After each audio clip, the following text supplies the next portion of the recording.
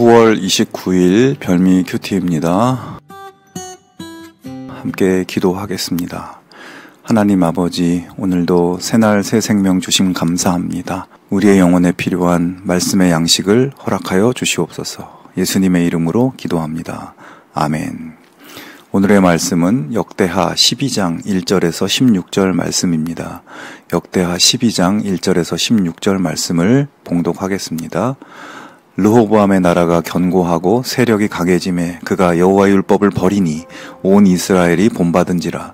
그들이 여호와께 범죄하였으므로 르호보암 왕 제5년에 애굽 왕 시삭이 예루살렘을 치러 올라오니 그에게 병거가 1200대요 마병이 6만 명이요 애굽에서 그와 함께 온 백성 곧 리비아와 숫과 구스 사람이 헤아릴 수 없이 많더라. 시삭이 유다의 견고한 성읍들을 빼앗고 예루살렘에 이르니 그때 유다 방백들이 시삭의 일로 예루살렘에 모였는지라. 선지자 스마야가 르호보암과 방백들에게 나와 이르되 여호와께서 이같이 말씀하시기를 너희가 나를 버렸으므로 나도 너희를 버려 시삭의 손에 넘겼노라 하셨다 한지라. 이에 이스라엘 방백들과 왕이 스스로 겸비하여 이르되 여호와는 의로우시다 하며 여호와께서 그들이 스스로 겸비함을 보신지라. 여호와의 말씀이 스마야에게 임하여 이르시되 그들이 스스로 겸비하였으니 내가 멸하지 아니하고 저희를 조금 구원하여 나의 노를 시삭의 손을 통하여 예루살렘에 쏟지 아니하리라. 그러나 그들이 시삭의 종이 되어 나를 섬기는 것과 세상 나라들을 섬기는 것이 어떠한지 알게 되리라 하셨더라. 애굽 왕 시삭이 올라와서 예루살렘을 치고 여호와의 전 보물과 왕궁의 보물을 모두 빼앗고 솔로몬이 만든 금 방패도 빼앗은지라. 르호보암 왕이 그 대신에 노스로 방패를 만들어 국문을 지키는 경호 책임자들의 손에 맡김에 왕이 여호와의 전에 들어갈 때마다 경호하는 자가 그 방패를 들고 갔다가 경호실로 도로 가져갔더라. 르호보암이 스스로 겸비하였고 유다에 선한 일도 있으므로 여호와께서 노를 돌이키사 다 멸하지 아니하셨더라. 르호보암 왕은 예루살렘에서 스스로 세력을 굳게 하여 다스리니라. 르호보암이 왕위에 오를 때에 나이가 41세라. 예루살렘 곧 여호와께서 이스라엘의 모든 지파 중에 택하여 그의 이름을 두신 성에서 17년 동안 다스리니라. 르호보암의 어머니의 이름은 나아마요 암몬 여인이더라.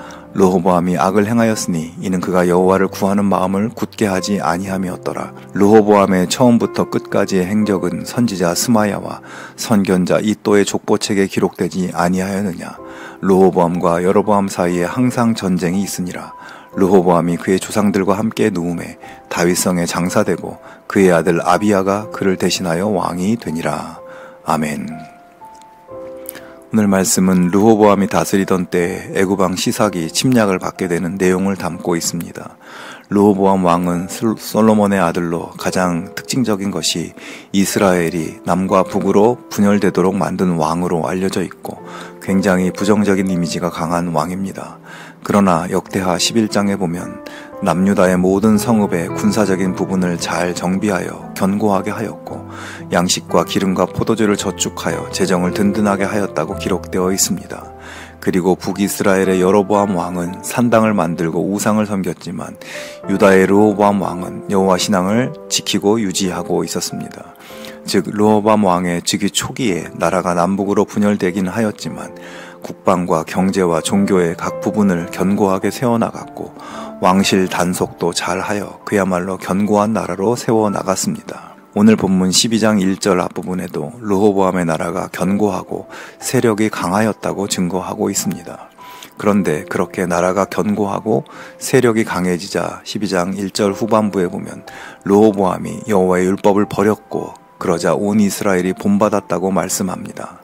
우상 숭배에 빠지지 않고 국방과 경제를 든든히 세워 다윗과 솔로몬 시대의 번영을 이어갔지만 그는 곧 교만에 빠지게 되었고 여호와의 율법을 버리게 된 것입니다.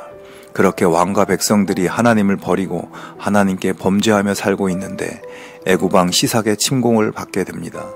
그토록 자랑하던 유다의 여러 견고한 성읍들, 방패와 창으로 무장하고 양식과 기름과 포도주를 비축해 두어 어떤 침략도 이길 수 있으리라고 생각했던 성읍들이 애굽 왕 시삭에 의해 무너지고 이제 예루살렘까지 위험에 빠지게 되었습니다. 애굽 왕 시삭과 그의 군대가 예루살렘 성에까지 이르자 르호보암과 그 신하들은 스마야의 경고의 말씀을 듣고 스스로 겸비하며 회개하며 하나님의 도우심을 구하였습니다.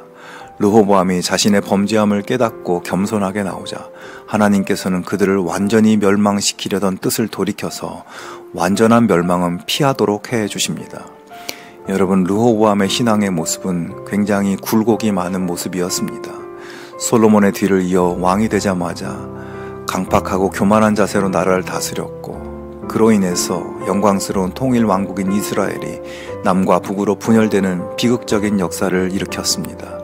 그러자 그는 그런 슬픔의 역사가 자신으로부터 비롯된 것에 대해 반성하면서 하나님을 섬기며 율법 말씀에 순종하는 신앙에 바로 서서 나라를 열심히 이끌어 나갔습니다.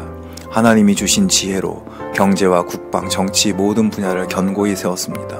그러나 그는 그렇게 모든 것이 번영하고 잘 되자 모든 것이 자신의 능력과 지혜로 된 것처럼 교만해져서 하나님에게서 멀어지고 다시 율법을 지키지 않았습니다. 그러자 하나님의 심판으로 애굽의 침략을 받아 큰 공경에 처하게 되었습니다. 르호보암 왕은 그런 위기 앞에서 또다시 회개하며 겸손하게 하나님의 도우심을 구하고 신앙을 회복합니다. 르호보암 왕에게 가장 안타까운 것은 신앙에 꾸준함이 없다는 것입니다. 상황에 따라 믿음의 모습이 달라집니다. 힘들고 어렵다 싶으면 열심히 믿다가 좀 잘 돼간다 싶으면 신앙에 열심히 식어지고 교만해집니다. 성도 여러분, 르호보암의 이런 모습을 보면서 오늘 우리 자신의 신앙과 삶을 돌아볼 수 있기 바랍니다. 오늘 우리도 무언가 어렵고 힘들 때는 기도도 하고 예배의 자리를 찾고 반성해야 할 부분을 돌아보며 열심히 신앙생활 하다가 좀 편안해지고 잘 되면 신앙적으로 나태해지고 기도도 덜하고 예배도 빠뜨리고 그렇게 살아가고 있지는 않은지 돌아볼 수 있기를 바랍니다. 성도 여러분, 어떤 상황이나 형편에 좌우되지 않고 오로지 하나님만을 바라보는 강직한 신앙의 모습을 지켜나갈 수 있기 바랍니다. 잘 될 때나 그렇지 않을 때나 기쁠 때나 슬플 때나 언제나 변함없이 주님만을 따르는, 주님을 섬기는 주님의 백성들이 다 될 수 있기를 주님의 이름으로 축복합니다.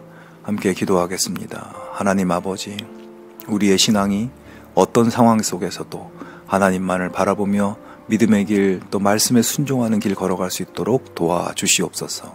예수님의 이름으로 기도합니다. 아멘. 계속해서 묵상과 기도로 나아가겠습니다.